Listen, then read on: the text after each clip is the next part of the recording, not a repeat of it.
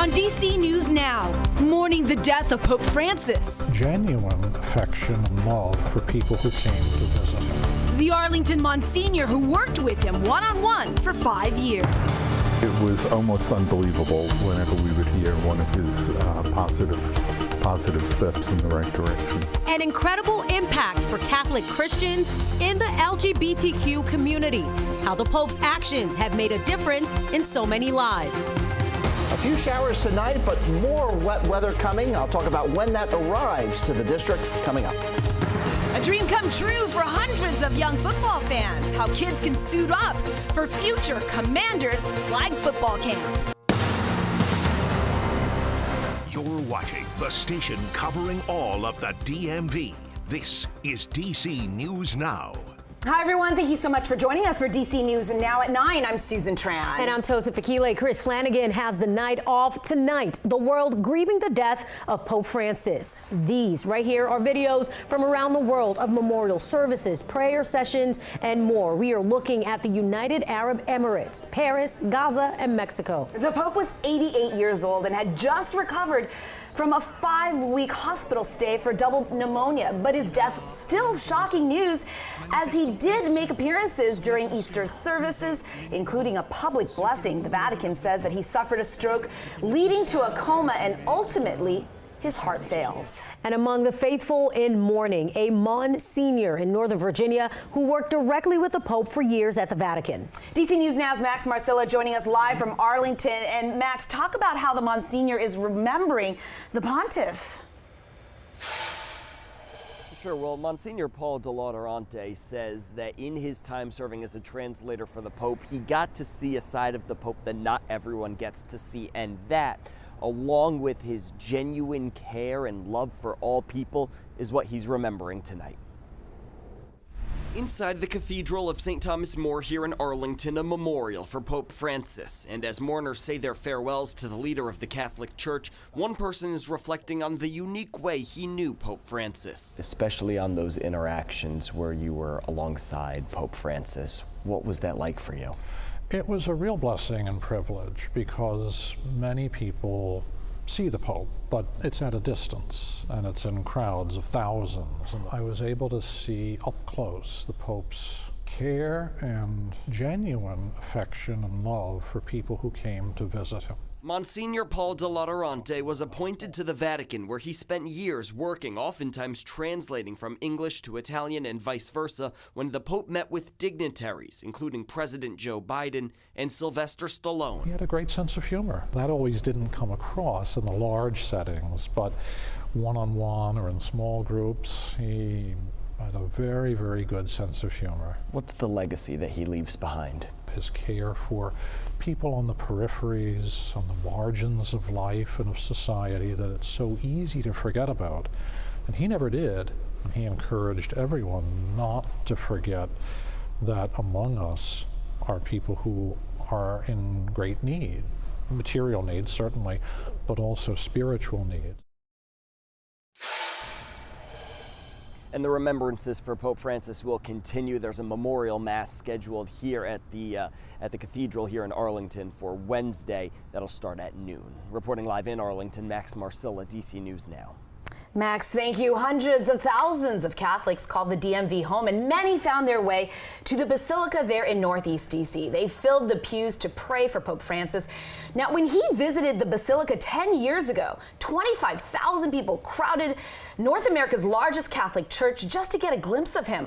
Cardinal Christophe Pierre is the Pope's personal representative here in the U.S. and talks about his impacts. Now, families in Maryland are also mourning the death of Pope Francis while celebrating his life. The parishioners there at St. Michael's Catholic Church in Silver Spring saying that his death is a great loss for the whole world, and they're remembering him as a caring, compassionate humanitarian.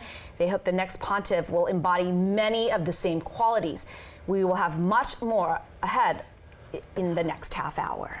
And President Donald Trump is also remembering Pope Francis. The president issued a proclamation ordering flags to be flown at half-staff until sunset on the day of internment. And he had kind words to say about the Pope at the White House Easter egg roll. He was a good man, worked hard, he loved the world. And we will have continuing coverage on this story tonight and tomorrow morning right here on DC News Now. And for the latest anytime, head to our website, dcnewsnow.com.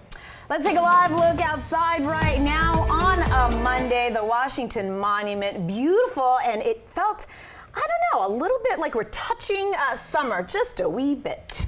Well, you wouldn't be far off, I can tell you that, because the temperatures today got up into the upper 70s. 77 was the high this afternoon.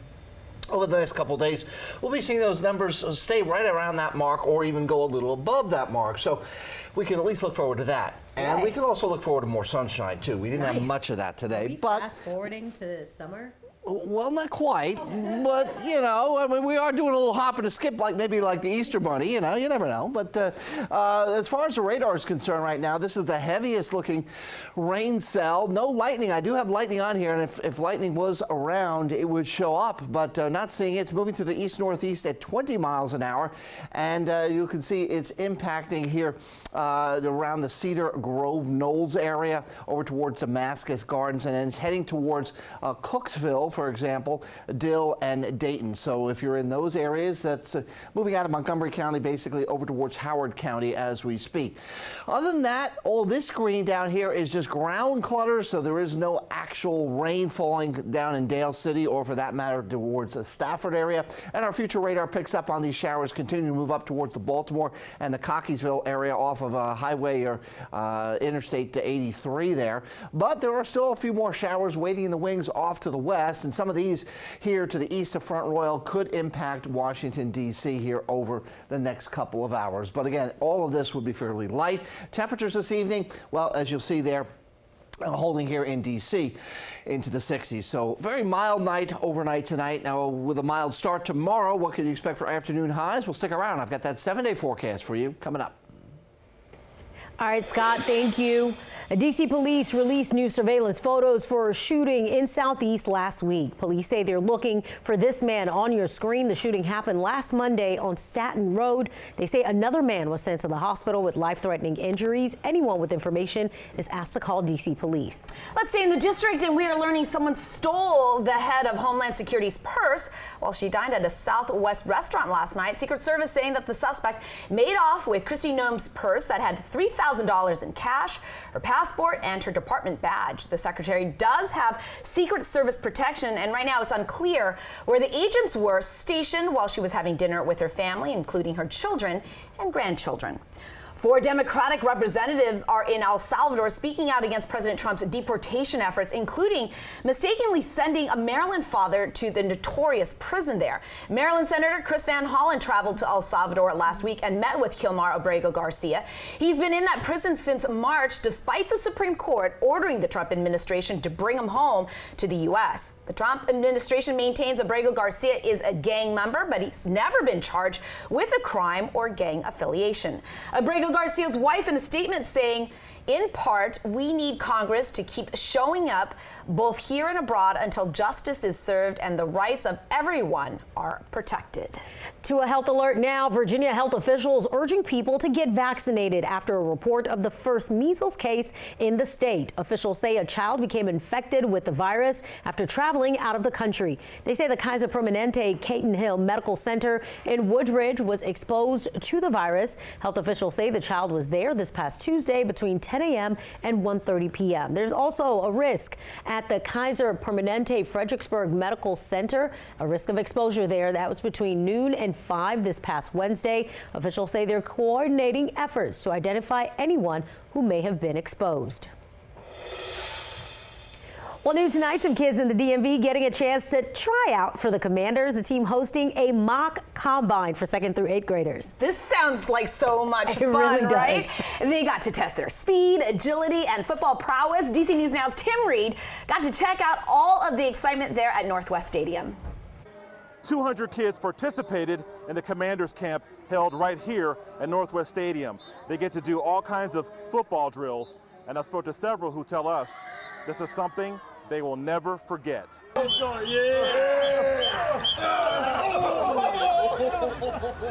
For kids who love sports, especially football, Monday was a dream come true. Children ages 7 to 14 practiced running drills and caught passes. I'm looking forward to just, be a great kid out here. I'm one of the best at flag stars, so I try to represent, the things that I could do and try to show off what I could do. 200 participated at Northwest Stadium. The Washington Commanders are teaming up with Flag Star Football for summer Commanders camps. The goal is to provide positive and fun training for kids who love football. Today is about giving the kids a taste of the NFL life. So the kids have been watching the spring combine, the guys getting ready for the NFL. They've obviously been watching Commander games in the stadium. And so it's a great chance for them to come out, wear Commanders gear, play when their Commanders play, and go through drills like their Commander player. The football camp was run by Flag Star football coaches. And while the kids were having fun, dozens of parents got to watch who were sitting in the stadium. I'm really good, because you can practice on all the stuff you need to improve on. This is a great opportunity for me to show off my skills, and a great opportunity for everyone to show off their skills. This is one of 40 youth football camps taking place this summer at different locations in the DMV. In Landover, Maryland, Tim Reed, DC News Now. All right, let's stick with the sports theme, and the Washington the Capitals that is, taking on the Montreal Canadiens in their first playoff game of the postseason. The Capitals kicking some butt right now, up at 2-0 at the top of the third. Derek Forrest will have a complete wrap-up of the game. It is on game night at 11.